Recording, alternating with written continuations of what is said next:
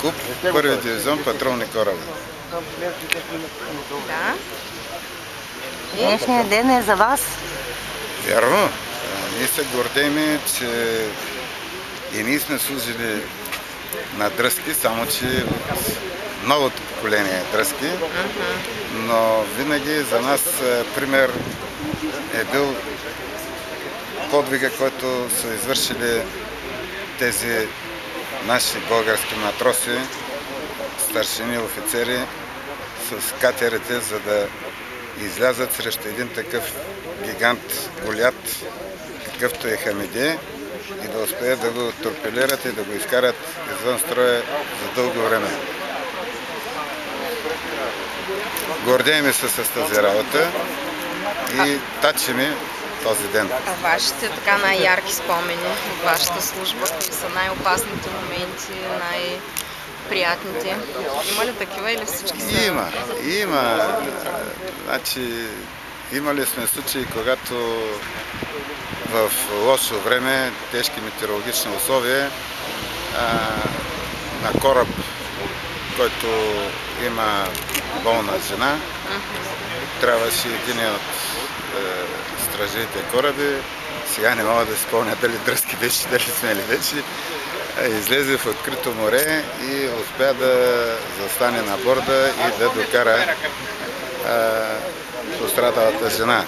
Това коя година става? Това става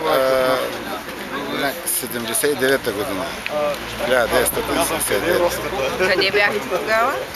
Къде бяха тези кораби? Те са от първи дивизион, базирани в военноморска база Варна. От същия дивизион, който говорим. Инак ние, представителите на първи дивизион, сме единствените представители на българския флот, който е носил служба в Средиземно море. Да, това е на Васил Кръстев. Така наречените съвместни ескадри с руския флот. Вие може ли на Ицо на другия?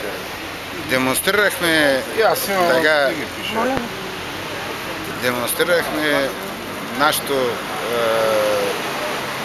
българско самочувствие.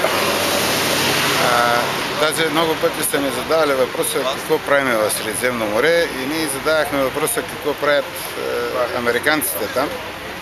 А ние сме на учебно плаване, близко до нас.